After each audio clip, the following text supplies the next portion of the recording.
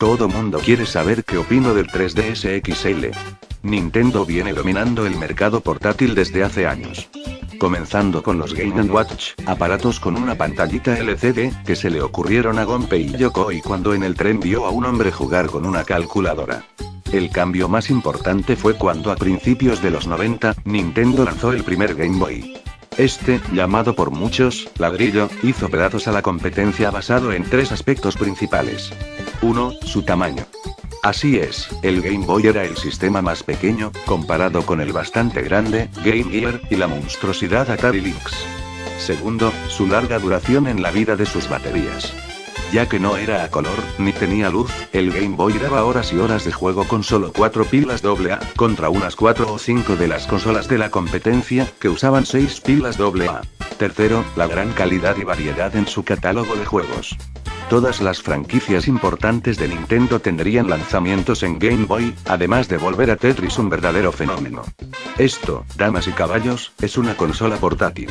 Las versiones mejoradas del Game Boy incluyen al Game Boy Pocket, un sistema que usaba solo 2 baterías AAA, el Game Boy Light, con luz trasera, y el más popular y más importante, el Game Boy Color, que introdujo el color a la familia Game Boy. Pero la médula de las ideas para el Game Boy nunca cambió. Su tamaño, su vida de batería, y su variedad de juegos. El tropiezo de Nintendo se dio con el Virtual Boy. Una librería de juegos patética, mercadeado como portátil. Yeah, my ass is portable. Y además de todo causaba malestares físicos con sus horrendas pantallas rojas. Esto, no es una consola portátil, ni es una buena consola en lo absoluto. La siguiente evolución en el terreno Game Boy, fue el Game Boy Advance. Exactamente la misma filosofía que siempre tuvo la familia Game Boy. Sin embargo, gracias al progreso de la tecnología, se podían hacer algunas mejoras reales al equipo, y así es como llegó el Game Boy Advance SP. La pantalla se iluminaba, y la batería era recargable, además que su diseño lo hacía fácil de cargar a todos lados y proteger la pantalla al mismo tiempo. Estas dos, son, consolas portátiles. Haciendo una acotación aquí, el PSP de Sony difícilmente lo consideré portátil cuando fue lanzado. Pero hoy día sí la considero portátil. El PSP 3000 tiene una pantalla excelente, muchas personas le meten una enormísima cantidad de juegos de diversos modos, los controles son buenos, el aparato es un sistema sólido, y las baterías de algunas compañías third party brindan muchas horas más de juego. Pero el PSP es un híbrido.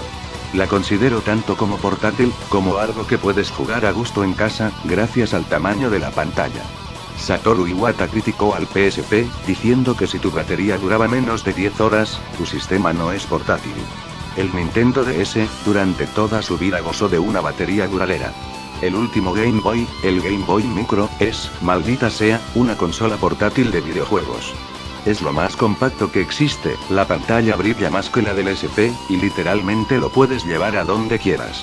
Lo malo de este sistema, es que ya no corre juegos más que de Game Boy Advance. De cualquier modo, es una librería amplia. ¿Qué hace este aparato? Videojuegos. ¿Qué más? Nada. Es una maldita consola portátil de videojuegos. Las funciones del DS nunca fueron excesivas, hasta que llegó el DSi. Tirando el soporte a juegos de Game Boy Advance, el DSi agregó funciones más casuales, que no fueron del interés de muchos. El DS Lite, es en mi opinión la mejor versión del Nintendo DS, ya que el original, a pesar de ser todo un pedazo de equipo, era un poco demasiado grande para ser totalmente portátil. El Nintendo 3DS, tuvo un asqueroso lanzamiento, y meses horribles al principio. La librería de juegos finalmente creció, y el precio bajó. Para mí, el 3DS tiene tres problemas principales. 1. La 3D. Toda la gente habla que Mario 3D Land está padre, pero nadie alardea de la 3D como tal. A nadie le importa un carajo ese efecto, y afecta a, así es, la batería, el segundo problema. Contradiciendo lo que el mismo Iwata dice, 3DS aguanta unas 6 o 7 horas a lo sumo. Eso para mí es más que suficiente para descalificarla como portátil, pero gracias a que están tratando de darle juegos, tiene con qué defenderse.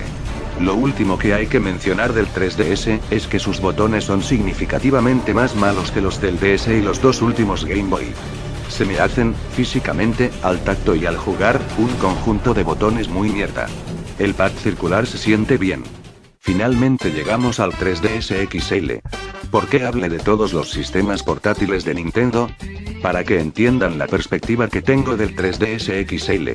El 3DS XL brinda unos 30 minutos más de batería que el 3DS original, así que eso no le sirve de mucho.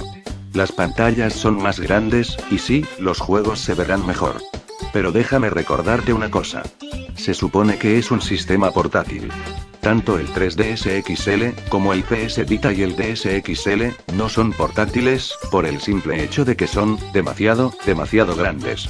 Algo realmente portátil es algo como estos dos. El DS Lite no está mal, pero para mí este tamaño es demasiado. De repente es como si estuviéramos de vuelta en 1993, donde quieren vendernos sistemas gigantes como portátiles. Así que esa es mi conclusión. Damas y caballeros, el 3DS XL no es una maldita consola portátil de videojuegos. No es que este aparato sea una mala decisión en sí. Pero esto no es una maldita consola portátil. Esto es una consola portátil. Esto no es una consola portátil. Independientemente de la calidad de los juegos, no puedo sacar estas cosas a la calle. Son demasiado grandes.